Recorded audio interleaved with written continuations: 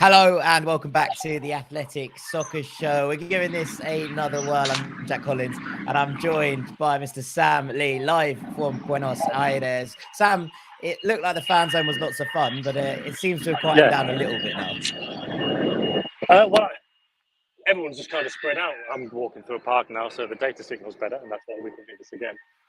But yeah, I'm walking through the park.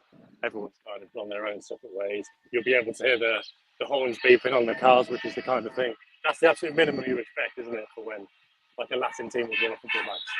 You want to hear horns Yeah. beeping, and then right on cue, there we are. So yeah, it was a lot of fun. And everyone's seen how good the Argentina fans are, the ones who go to the games and the ones who are in Qatar this time, but obviously have been in Russia and Brazil and everything. It wasn't like that at the Fan Fest. It was a lot more calm. It was just a lot more, okay, we're just going to be here, watch the game, we'll react to things that are happening. It wasn't that kind of mad carnival, almost like mosh pit environment that the fans in Qatar are doing. But yeah, it was good fun. It was good fun. And now I'm interested to see how Buenos Aires night unfolds after a big win in the World Cup. I'm heading back to the obelisk now, the main, like, very centre of the city. That's where they all celebrate. I don't think I've got the legs to get there by the time this show is, but I'll put some videos up later on. That should be pretty special. Yeah, I'd imagine so. And I mean, you kind of touched on it there, but I suppose the kind of interesting thing here from kind of you being on the ground perspective is what the general feeling is, not just around that game, but generally, I think around the kind of chances, because obviously everyone was shocked by that first defeat to Saudi Arabia. But in many ways, it was a shock defeat in both the nature of the way the goals were scored and how it all panned out as much as anything else. It does feel like Argentina are sort of quietly returning to their best whilst not necessarily setting the world alight right now. Yeah, well, I think the Mexico game was big for that. Running across the highway now because I wasn't paying attention to the traffic there. But yeah, the Mexico game, the game was key to that because they really didn't play especially well in that. But just imagine the huge amount of pressure they were under, knowing that had they lost, they would go out, going out of the World Cup after 2 games. It just can't happen for Argentina, especially an Argentina that genuinely believes that they can win this World Cup.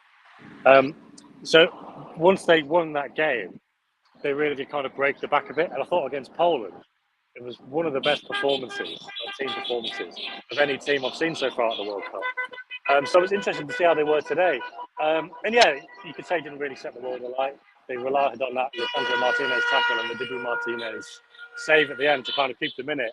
But I think it would have been quite harsh had they conceded an equaliser, given the amount of chances they did create, Agreed. the general superiority they did have. So I think, yeah, like you say, that first round defeat was a big shock. But I think they rode that out now, thanks largely to the Mexico game, and they are kind of playing their way into it. Lots of teams have got little struggles, haven't they, so far in the World Cup? It makes it really interesting, and obviously the Holland game, it's a classic World Cup game. I'm really looking forward to that one, and I think the atmosphere here will be a lot more tense. I think they know there's a real chance that Holland can put them out. Whereas today, I think everybody knew they were going to win, and they may have taken it for granted a little bit. Which obviously Yeah, they're no, right I to think win. that's fair.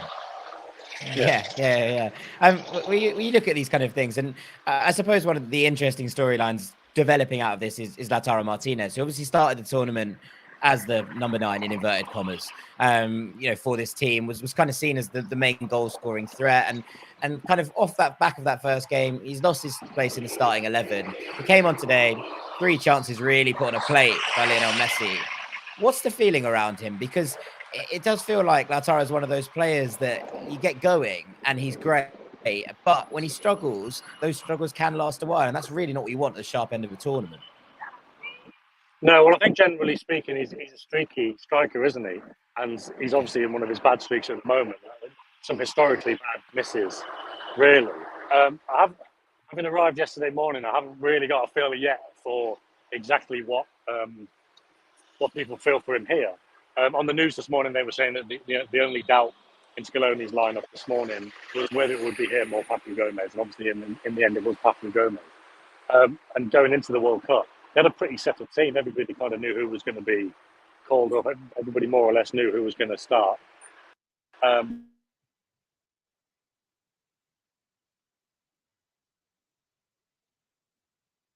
does look like we've lost Sam again, but we got a fair bit out of him that time, understanding exactly what the feeling was today on the ground around this Argentina-Australia game. We're going to leave it there. We'll try and speak to Sam again after or before maybe that next game between Argentina and the Netherlands, which does look set to be a classic. But as ever, thank you so much for tuning in to the Athletics Talk Show.